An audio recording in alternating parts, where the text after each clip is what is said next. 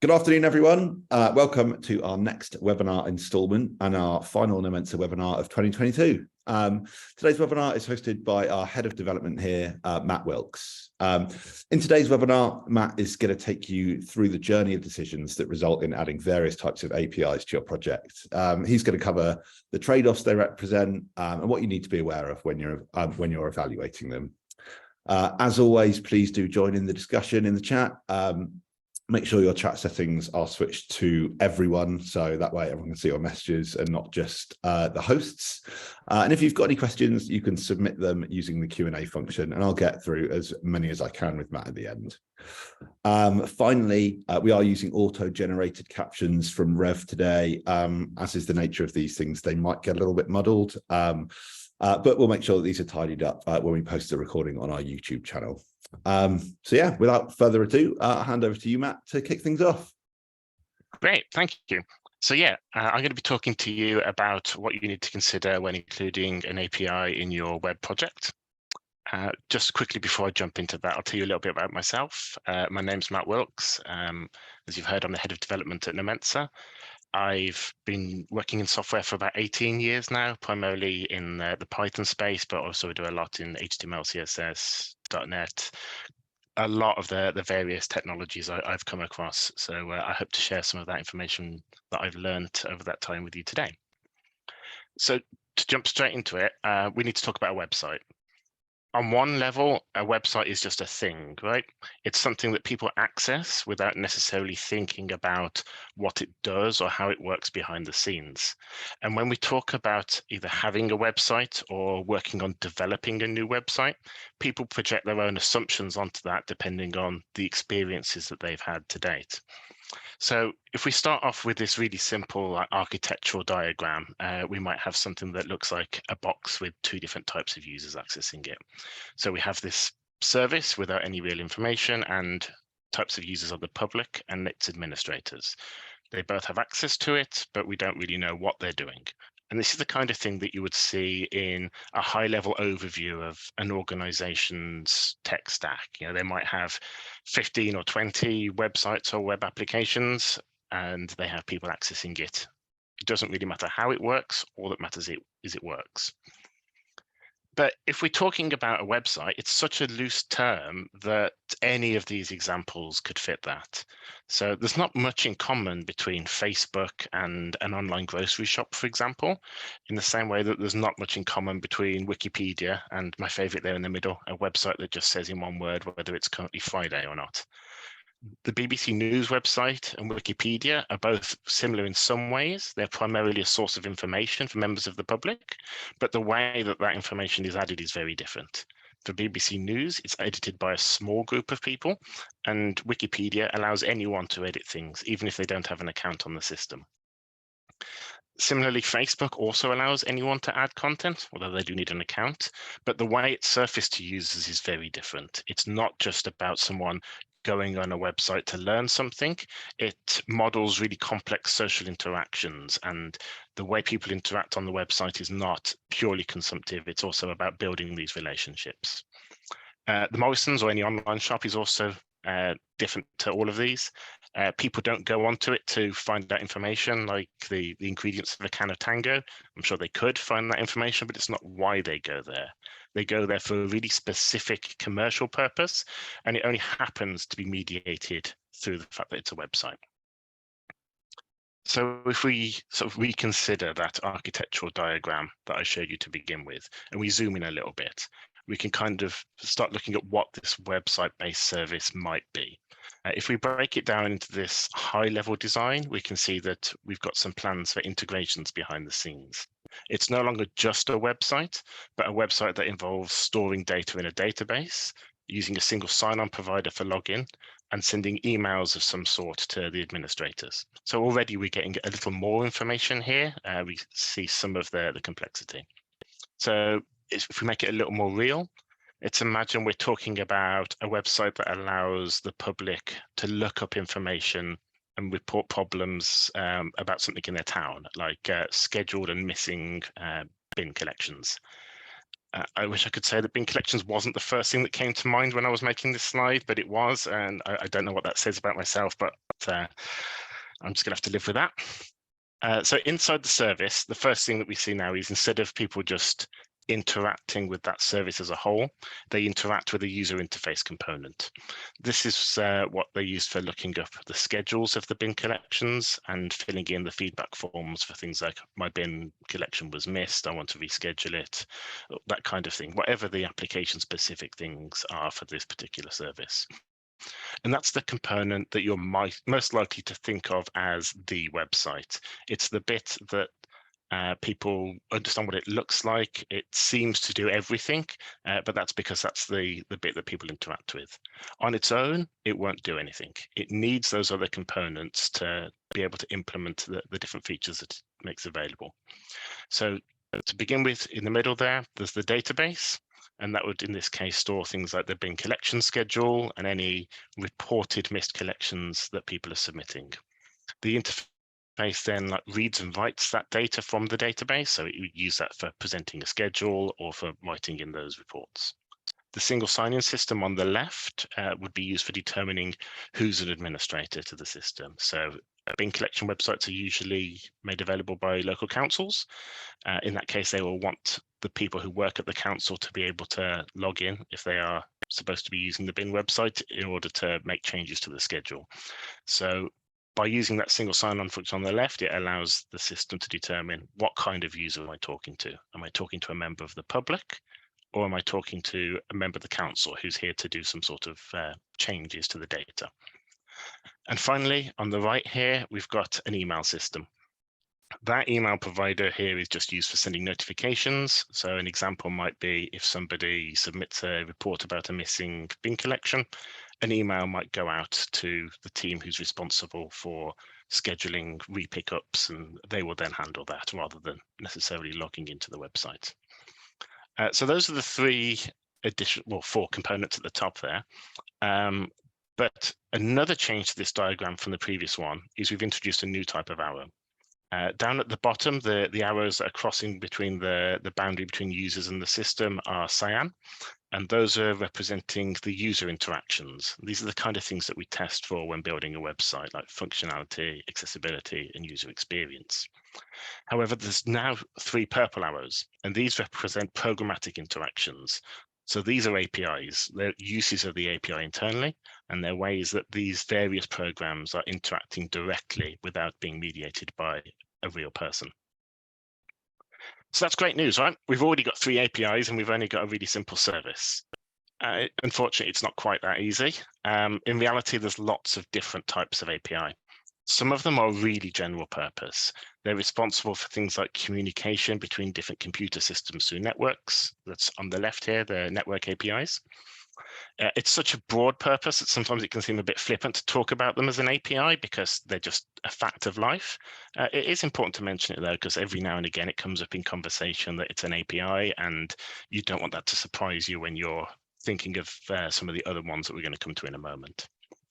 If we move further to the right on this axis, in the middle there, we find the database and general purpose APIs.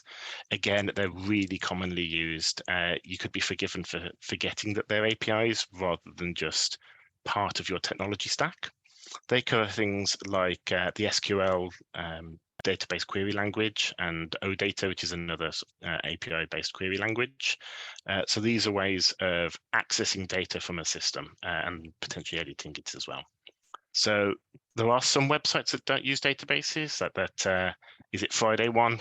Probably doesn't have a database of all the Fridays. It probably just checks if today's a Friday, but the vast majority of websites do. All of the other ones we looked at previously will have quite significant databases. So it's quite possible that database APIs might get mentioned by a project team while you're in development. It's important, again, not to confuse these with the later types of API that we're about to speak about, because they serve a very different purpose. Next, second from the right on this diagram, we come to the sector-specific APIs. The sector-specific ones are things like, here's my first abbreviation, the ACME API. which is an API for getting security certificates for websites. It's got a very, very specific purpose, but it's not just an API for one company. It's an API that a bunch of different companies use. You're not tied into one specific provider if you use this API. It's a general thing for the sector. Another example of that, which might be more familiar to people in a commercial sense, is maybe the microdata API. And this allows you to put some structured information inside websites, things like review scores for restaurants or products, or cost information, contact information, this kind of thing. It's a general purpose API that's used for communicating metadata, and it's used across the whole industry rather than just one specific company. Finally, on this list, we've got the interesting one, or the one that's interesting for this talk at least, which is the custom API. These are APIs that are being offered by companies for their services. They're maybe the most interesting because they are so specific. So while our bins application has got 3 purple arrows in its diagram, they're all APIs that are towards the middle of this flow. We haven't got any of these custom APIs, so we haven't got what many people would consider an API for the bin application. So that previous diagram that I showed you, where the user interface went straight into a central box in the middle and that connected directly to the database, that's not the only way to implement this kind of service. Another really common approach is to have 2 user interfaces, for example, or maybe 1 user interface. It would depend on your exact circumstances, but a number of user interfaces and a separate data service. In this case, we've got 2. One for the public and one for the administrators. We no longer have the public and the administrators accessing that same front-end service. We have them accessing their own interface, and those come together in the data service behind the scenes. So this means breaking down what that user interface did. Instead of being 1 service, it's now 3, each of which handles part of the work we were looking at before. As you'll notice, we've now got 5 of the purple arrows in this diagram. So we've got 2 more. And these are the ones that are linking the user interfaces with the data service. So that data service is offering a custom API to each of those interfaces. The exact features that they need to do their work are offered there. There's no expectation that this API is available from any other provider. It's really custom, but it's also really tailored to do exactly what they need. There's a few reasons to do this. So first up, it provides more opportunities for limiting privileges within the system. So what I mean by that is the user interface for the admin can be really heavily protected. If I go back to the council example, it might be it's only available on the internal council network rather than if you're accessing it from the outside. And that way you can say that the public interface has a bit less protection because it's a little less sensitive. So I hinted at this previously, but it's possible to do quite a few of these things differently. You can move all the things around. You could put some of the controls in the database layer if you wanted to. There's a few different approaches to how you can go about this kind of separation of concerns. The real question is, why might it matter to limit the privileges for the internal services? We're looking at adding quite a lot of complexity here. And if you notice a slight change in the diagram now, you may know why. And that's that not all users are benevolent. Every component that's being exposed to the public is potentially a target for malicious users. So in this case, if a user manages to spawn that user interface that's been made available, they can make calls into that data service. If there were no limitation of privileges in the API, they'd be able to perform all sorts of administrative actions. What we're doing here is by withdrawing that absolute trust back from the front-end services somewhat and limiting what those services we can do, we're limiting the damage that can be caused by any potential intrusion. So a malicious user would then require multiple levels of vulnerabilities to exist in the system in order to get access to some of those restricted features.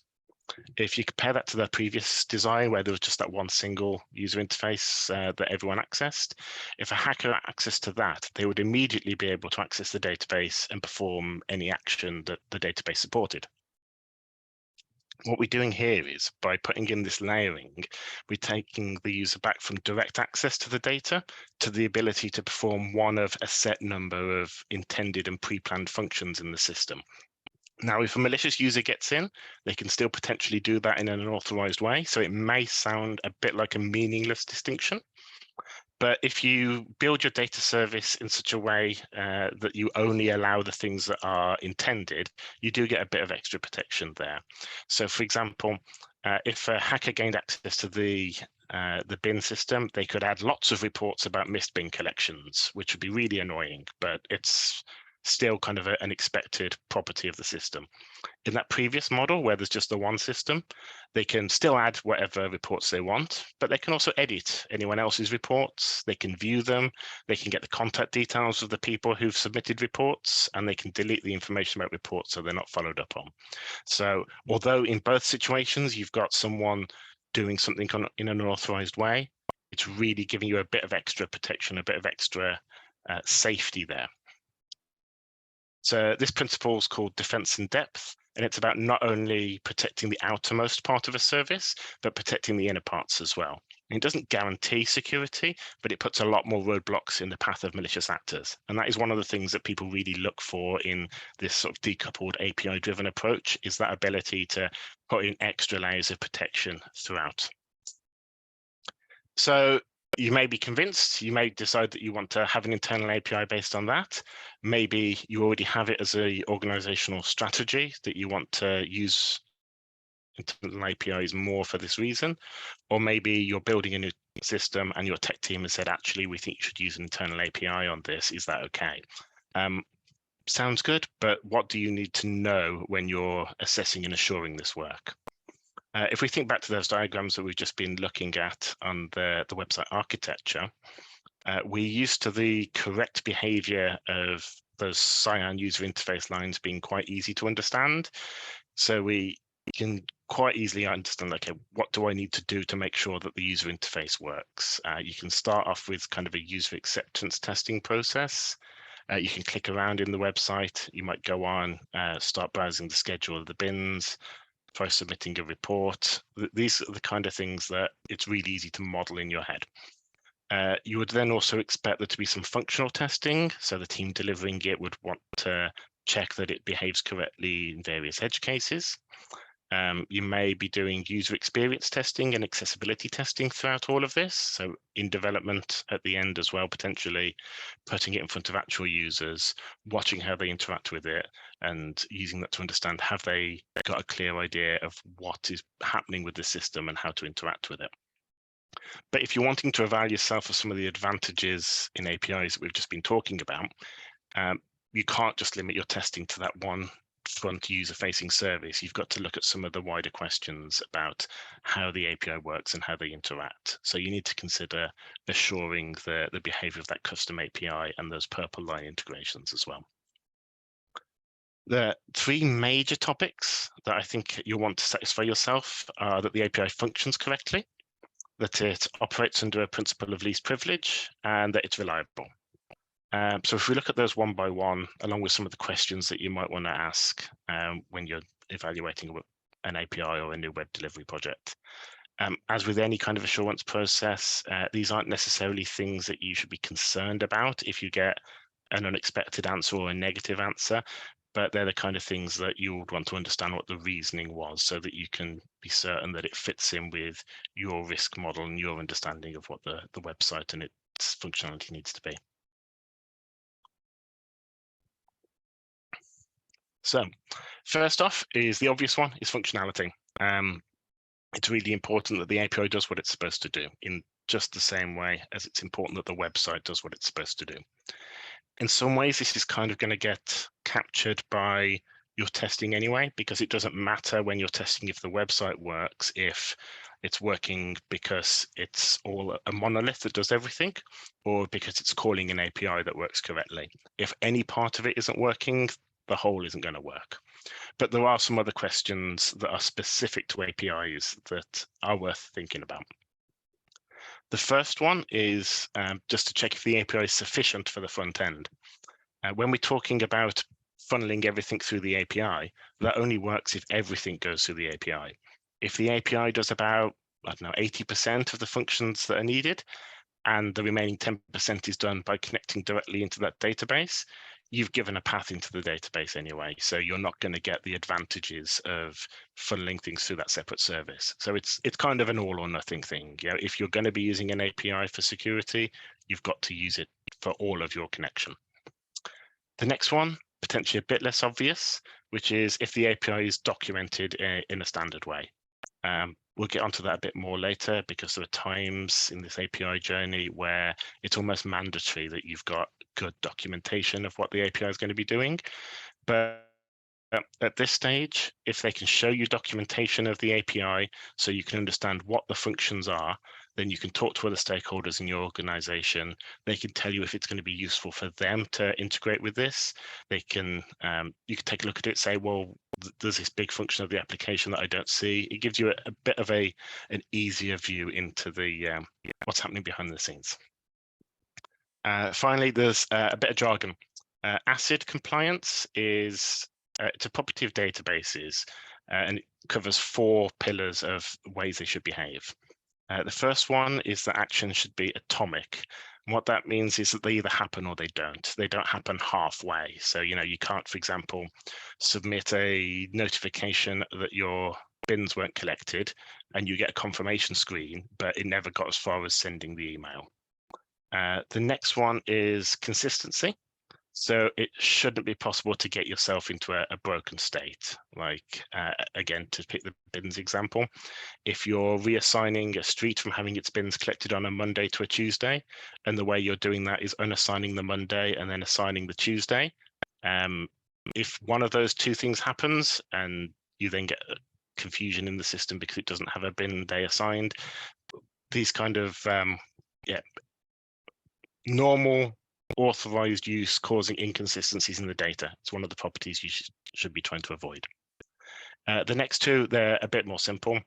Isolated is just the ability for multiple actions to happen at once on the API. So you shouldn't be queuing up to use the API. It should be able to handle multiple accesses at the same time. And the final one is durable, which is the idea that if you've saved some data, it's going to stay saved. You know, you don't have to check back later to make sure that it actually went through. Third of those, that's the second of those topics, sorry, to talk about is the principle of least privilege. So this is the security question. The first thing that you want to ask is about API clients. It's really common to require an API key to access an API. So that's just a simple authorization that this user of the API is allowed to use it. That's especially important when you've got administrative functions, as that API key gives you an extra kind of layer of protection. If you have 2 people accessing the API, the public and the administrators, and you have a separate API key for each of them, then you have to get the administrator API key to do any administrator things. The public API key will only let you do things the public can do. The final thing is, so the middle one on this one is the split between user and administrative access. As I mentioned there, if you're going to be splitting things on API keys, you want to split it in a sensible way. You don't want to just say users with the name A to M use one key and N to Z use the other. You want to split it on access so that you're limiting things down. That can be as simple as, do you have a split about user and administrative access? But it could also be a bit more complex. It could have multiple layers, such as having different job roles handled differently, or members of the public, employees in the leadership team having different API keys, that kind of thing. None of that will ever be visible to the end users, but having that separation in the API allows you to build a bit more security in. Finally, you could extend that even further. I've just been talking about splitting the API on groups of users, but you can very much split it on individual access as well. So in that case, instead of that front-end API client saying to the backend, this user has requested that we make this change, and the backend saying, okay, fine, it will then check, okay, who's that user? Do they have the access to do this specific thing? So rather than checking if the action that the user is performing is one of a type of actions that they can do, like submit report or view schedule, it checks if it's the specific one they can do. So it might be editing their own report, for example, rather than editing anyone else's, that kind of very granular filtering. The third principle is reliability. So it's often the hardest thing to assure in a technology build because you can never know when things are going to go wrong. It's quite difficult to simulate things being unreliable. The only thing you can really do is keep checking and making sure it keeps working. So one of the things to bear in mind with an API is if you've got multiple components, any one of them could be unreliable and any one of them could contribute to system outages. So these are some questions you might want to consider. The first and last ones are quite related. First off, I'd ask if the API has any scaling limitations that would affect user performance and heavy usage. But I'd also ask if it has any slow methods in the API that could impact it. So for example, with the bins website, if you offer an admin API to reschedule all of the bin pickups in the city because there's a bank holiday, and that takes a few minutes to run, does that mean that anyone checking their bin times in those few minutes are going to experience a slowdown? And if you run it at a time when it's particularly busy, is that going to cause more problems than just a slowdown? So also understanding your usage patterns is very useful in that regard. Is it an API that's going to get pretty flat usage across the day, the month, the year, or does it have big peaks? So for example, for bins, it might be that everyone checks their bins on a Sunday night or just before a bank holiday. If you're expecting those big peaks, then you need to understand that you can handle those rather than just handle the average over the year. The other two questions to think about interdependency of the components. So the first one is really, can you make changes to one service without coordinating changes in another? And what happens if one of the services breaks in some way and the other one doesn't? Obviously, if the user interface breaks, then the users can't see anything. It's just the same as any normal website breaking. But what happens if the user interface is working and something goes wrong in the API? Is there an appropriate message that shows up to users that they should try again later? Or does it try and make the best of a bad situation? It's possible that if it's not been planned properly, it might do things like show there's no bin collections because it can't find any, rather than saying it's been unable to find the bin collections. Or it might still accept reports that bins haven't been collected without any way to actually send that report on, so it just disappears into the ether. So that kind of partial outage situation is a really important thing to understand what would happen in your situation. So far we've been talking about really traditional web application builds. They're things that run on a server, a user interacts with them as they would any website. But that's not the only kind of website that exists these days. There's some really popular frameworks like React, Vue, and Angular. And the way they work is they offload some of that work of rendering out and presenting the website from your servers onto the user's computer. And there's a load of advantages for that. One of them is it's a significantly faster and more responsive user experience sometimes, especially if you've got a situation where the user has got unreliable internet access, like maybe they're on a train or they're traveling. You can end up with really impressive web applications that use a very, very small amount of network data to update. But these were all based on APIs. And it's a very similar architecture to what we've been looking at so far, but with one key difference. And that's that the dotted line swerves around the user interface here. The user interface is no longer a trusted component of the system that runs on your servers, and you know it's never going to make any dodgy requests, or it's never going to make any dodgy requests and that it gets hacked. So effectively what we've done here is we've said that the worst case of a hacker getting in previously is now the average case of like, this is the kind of level of access that everyone does. So we've withdrawn that perimeter of security yet further. That outermost service that users are interacting with is now that data service. So we don't have that buffer in between the public and that secure database that we want to protect from unauthorized access. So many of the questions we asked at the previous stage, they're still really relevant, but now it's not okay if you get a negative answer. You know, it's not oh well, we've got a reason for why we're not doing the security. If you've got this approach, you really need to be on top of the security. So for me, the most important questions are these. So let's say they're quite similar to the last section, but instead of asking if access control has been limited, for example, you should be asking if you've verified that it's working as expected. because it's now no longer a theoretical question. It's really a key part of your security. So equally, rather than just asking about consistency and reliability, you may choose to ask some sort of specific targeted questions. So you might ask about rate limiting. So what happens if someone is overusing the API? You may ask about caching. So what happens to stop any queries being computed multiple times, and so that data is shared between different ones, and what the trade-offs of that are. But really, even though you're still looking for positive answers on this, there's no single correct answer to all of these questions. What you're still looking for is confidence. You're looking for confidence that the team who've been working on this have thought through these things, they've engaged the appropriate stakeholders, and that it's going to be a success for your organization. It's not to say there's no way of improving the security, though. You absolutely can. And one of the best ways of doing that is by introducing an API gateway. You don't actually need to be on this journey of opening the API up to the public and external users, well, React and Vue website users or native applications to use an API gateway. It's just particularly useful in this because it's really great at improving security on the edge. But there's a lot of other places you could use it as well. For example, in a council, you might choose to use an API gateway so that other parts of the council can access the internal bins API without having to go out to the outside world. And it's a good way of separating the concerns in a big technical deployment. But what is an API gateway?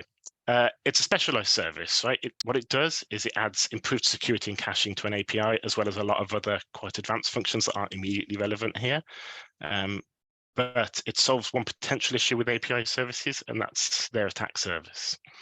It's a really common mistake to not disable some admin functions of a framework, or to maybe add some internal debugging API endpoints to make development easier. If that's on an internal network, it's not the end of the world, but if it's exposed to the public internet, then it really can be quite a worry.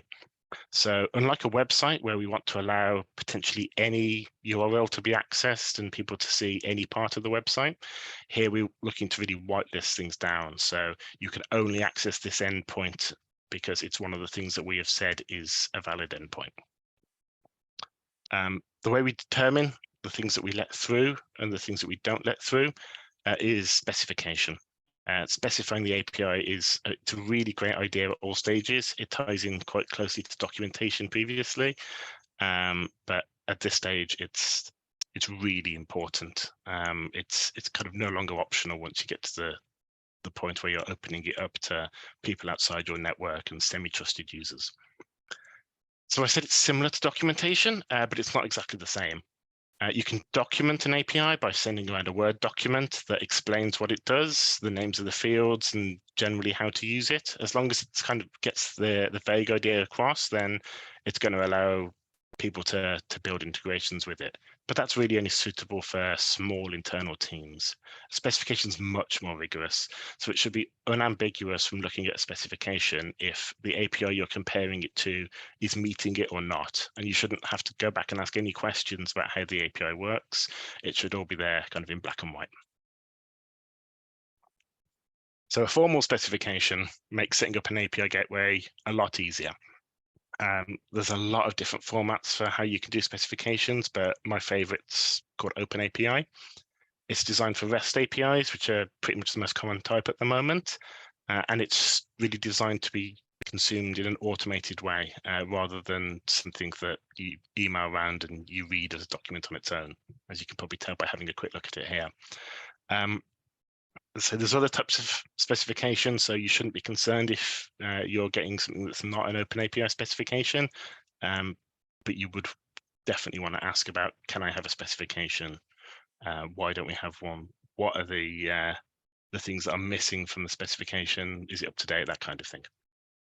So while developers and tech teams can read an OpenAPI spec just as it is, it's not particularly suitable for that wider non-technical audience. And a lot of the value comes from the fact that you can use the same specification document for quite a few different things. So you can use it, as I said, for setting up your API gateway and locking things down to only those authorized API usages. You can use it for automatically generating documentation and developer web sections on your website. But you can also use it for scoping penetration tests or for automatically creating API clients in different programming languages. So, for example, if you had a team developing an app, you could send this over to them and they could integrate the API very quickly rather than having big technical discussions. But how do you get to having a specification? There's two different ways, really. Neither is inherently better than the other. One's likely going to be a better fit for your organization and any particular project. It's also probably worth saying you're not locked into one or the other. It's really possible to move kind of fluidly between these options as the team or the delivery of the technical solution evolves. I'll just quickly go over them now. The first one is defining your API specification in advance. So the defining approach requires someone to plan out what the API is going to do. So they could be planning this out from scratch for an API, or they could have your existing specification and they're planning out what changes are going to be made to implement a new feature or do a new version upgrade.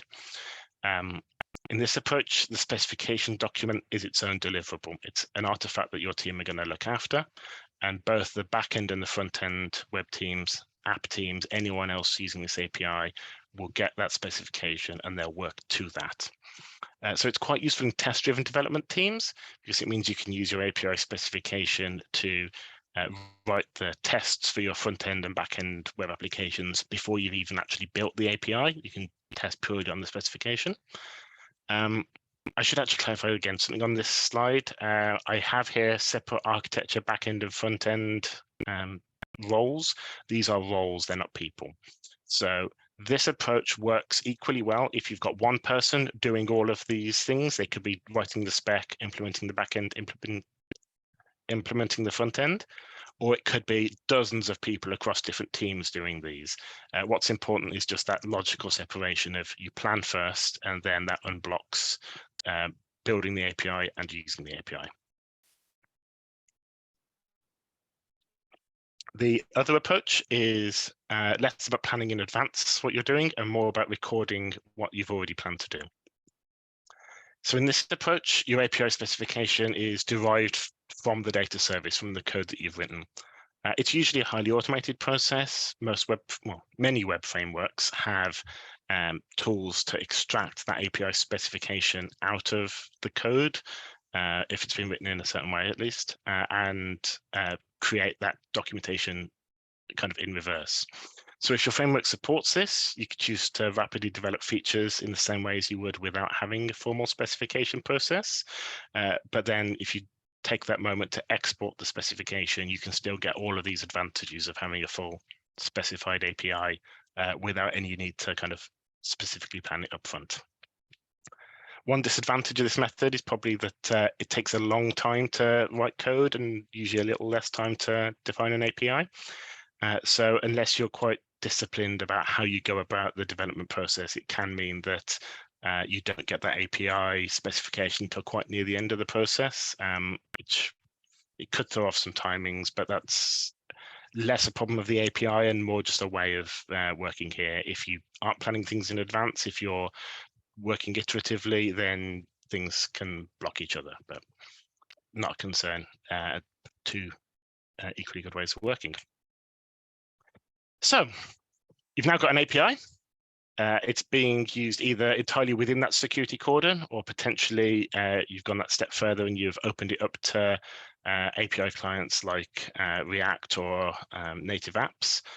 The last big question I think you need to think about is is the API a feature of your application or is it an implementation detail? And this is really what people mean when they ask, do you have an API? Because it doesn't matter to the public if you use one internally for operational reasons. What they actually care about is, can they use that API to do their own things? So having a public API presents quite a few challenges. There's the need to manage API keys and onboard new users. That can actually be quite significant depending on some of the approaches you take. You might also decide you need to approve every potential new user, which again, that could really add quite a lot of administrative burden.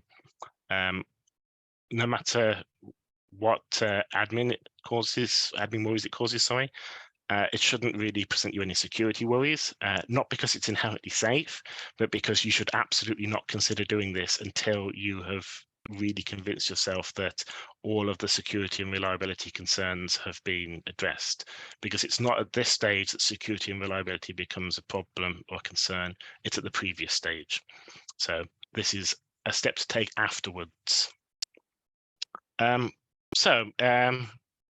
Doesn't sound like it's particularly useful. What are some reasons that you'd want to do to this? Sorry. I think the first thing to do is to listen to your users. If you have users asking you for an API, there's probably quite a specific reason. It's not something that people really ask for just out of curiosity. There must be a reason involved. So what is it? Probably it's something to do with linking in with your technical ecosystem in some way. And once you know why users want to do it, you need to understand, is it desirable to you? So it may be a really good idea or a really bad idea, depending on your circumstances. To go back to this council bin example, it shouldn't present any concerns to the council to share out when bin collections are, because it's a real benefit to their users. And there's not really a big downside to them. You know, if you use their website or a different website, it likely doesn't matter. However, if you're thinking of an e-commerce website, it may be a really big deal to not have that information easily accessible, because while your competitors are able to do things like automatically crawl your website and manually extract pricing and stock availability levels, it's a very different thing to just offer them an API where they can pull all this out in an easy way whenever they want to. The other positive reason to do this that I'd suggest you consider is data protection compliance. So lots of systems these days have obligations related to portability of data under GDPR, and some, especially things in the government space, will also have freedom of information obligations. So having an open API can allow the public to self-serve in some of those ways. So instead of getting questions into and analyze the data, they may be able to pull it out themselves. All that being said, a really big reason not to go for a public API is that it adds a class of stakeholders who have some really quite strong requirements, and it can be difficult to meet some of their needs. So some of the things that you're going to think about when understanding if you're meeting their needs is how do you onboard users? Do they need to ask for access, or can they gain access themselves in an automated way? Is access open to everyone? Do you need to do any checking or diligence on requests? And do you need to put any contractual relationships in place before people can access your API? If people do get access, is there anything they can do on the API that's going to cost you money? And if so, do you want to pass those costs on to them? And if you do, how are you going to monitor how much they use the API, and how are you going to bill them? Equally, if the API has got some information that you consider valuable, are you going to charge them for access to that information? Is it on a case-by-case basis, or is it a regular payment for access? Very much depends on your individual circumstances. Next one is, do all users have the same access? So you might have, for example, read access be open to everyone, and then a certain subset of things only be available to people you've got a contractual relationship with. But how many different separations are there, and what are the things you want to offer out, and what things do you want to keep hidden away? Finally, how are people who integrate with your API going to test it? So there's probably going to be functions that they want to check out to see if they've integrated them correctly, but they're a bit hesitant for doing for real, like mass deletions or mass edits, for example. Are you going to have a sandbox where they can test out the API without affecting real data? Or do you want them to do that kind of purely theoretically or on the live system? Are you going to provide anything so that they can automate their tests of the API by running a local copy? There's a lot of planning here. It's not just a matter of flicking a switch from the previous one to put things live. There's a lot to consider. I think the last thing to consider really is versioning. If we are offering a public API, users will want to know how versioning is handled. We don't usually have to worry about this for user interfaces. In all but the most extreme examples, people adapt to changes in the interface without that many complaints. They may not even notice there's been a change, or they may notice and think it's a positive thing. But because API usage is so totally automated, there's no judgment being applied to each request for information or each change. So any changes to the way the API works have the potential to break an integration for somebody. Versioning lets us be explicit about what changes are happening, so that both the API server and the client understand exactly what's meant in each request. So each version of the API has its own API specification that can be compared. The three most common approaches are versionless, semantic versioning, and calendar versioning. Versionless, it's the simplest. It's just an API without really any versioning work at all. It's really easy to set up.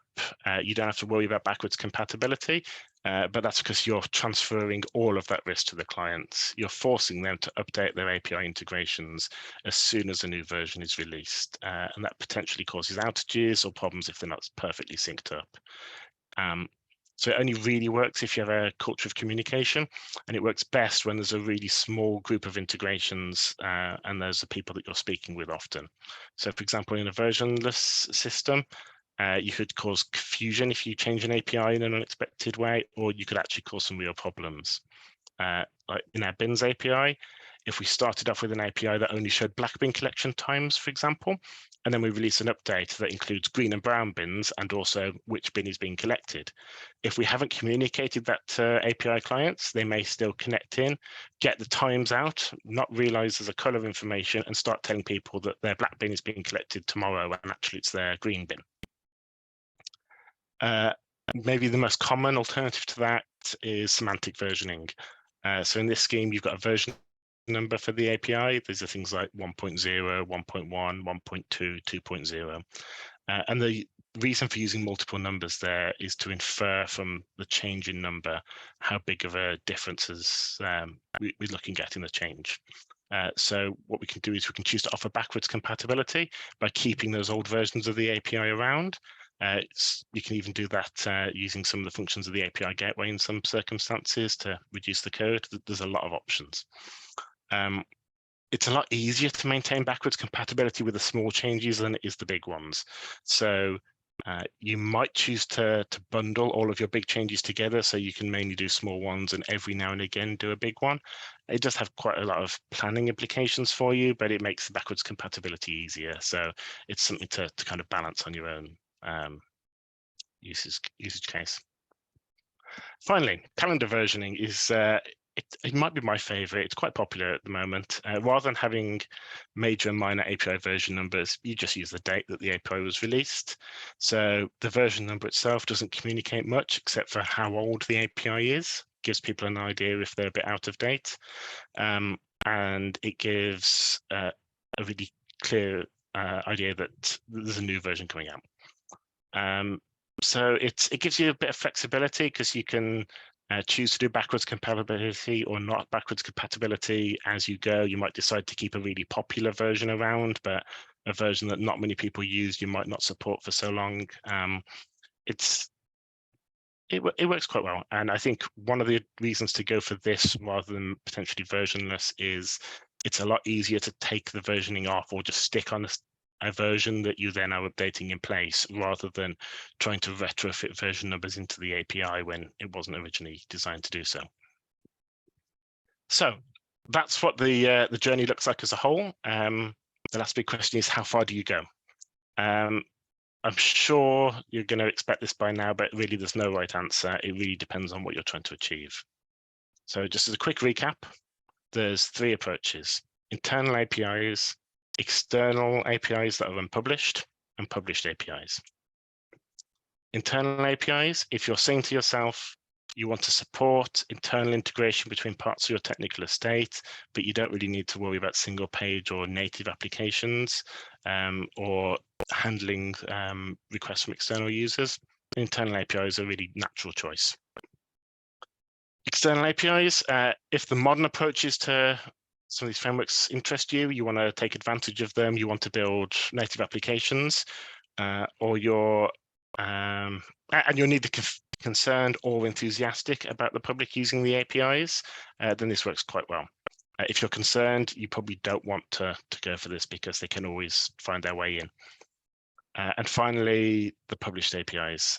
If you really value transparency and allowing wide uptake of your technologies in ways that you might not currently envision, and you value that so much that it's something you want to invest in rather than something you merely tolerate, published API might be the way to go. So thank you so much for coming. Thanks for your attention. I think we have some time for some questions. Yeah, thanks, Matt. That was really, really useful presentation. So much valuable information in there. And yeah, as Matt said, if anyone does have any questions, we do have time for a few. Please either submit them using the Q&A or the chat just at the bottom of your Zoom window. I just want to apologize. We didn't realize our chat was disabled, but it should be working now. So if anyone wants to submit questions there, I can pick them up. So, I mean, Matt, how would you kind of go about applying all this to, say, like an older project that's already built? So I think it really depends on the specification approach. I would start off with the specification. You're going to want to know what the project does. This is assuming it has an API already, of course. If it does have an API that has never been specified, first thing to do is check if you can generate a specification from your framework. If you can, that's a really great foundation. If not, you probably want to do some investigation to see what functions are being used, which ones aren't, and from that build up a specification of what you want it to do.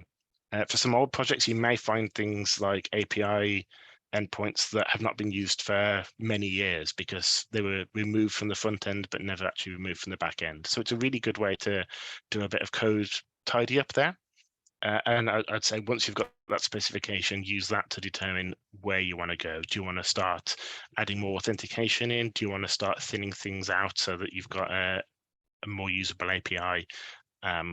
There's a bunch of different options. Awesome, thank you. I can't see any questions in there yet, which I can only presume was your presentation was so informative that no one has any further questions. I suppose, Matt, you know, for those kind of that aren't necessarily techie, you know, designers, UXers, you know, anyone kind of working outside the tech sphere, where would you recommend would be kind of some good resources for people to read up that they're just kind of learning about APIs? So I think one of the most interesting ones from a citizen perspective is the government publishes a list of all their APIs. So if you're interested in the kind of things that government departments are doing and what they're offering out for integration, that can be a good place to have a look. It can be a bit fun to snoop around and see the kind of things that you wouldn't normally come across. There's a lot of general purpose APIs as well. So there's a service called if this then that, ifttt.com, I think, and that provides a drag and drop way to integrate with a lot of really common APIs. So you can do things like set up, if it's raining where I live, then put £1 in my savings pot in Monzo. That kind of like really almost prosaic, not that useful but quite fun thing. Oh, I can do this. That's really weird. And because it's a clicking around interface rather than a coding interface, it lets you explore some of the unexpected ways that APIs can interact. Awesome, thank you. So, I mean, if no one has any more questions, then I will wrap. I'll wrap up. Matt, that was a really, really useful presentation. Thank you. Yeah, we're getting a few people in the chat just saying thanks. Yeah, it's really, really useful. And thanks to everyone that tuned in. We will have the recording available ASAP. So yeah, do keep an eye on your email inbox for when that pops up. Finally, our next webinar is taking place on the 17th of January. This is going to be hosted by Peter Kay and Gemma Dolby of our analytics team here at Nomensa. And they're going to be taking you through everything you need to know about switching from Universal Analytics to Google Analytics 4 or GA4. Signups are open now. We're going to be tweeting out links to that imminently, or you can find that on our Eventbrite profile. So yeah, hopefully we will see you then. Thanks again, Matt, for your great presentation. And yeah, we'll be back next year. Thank you.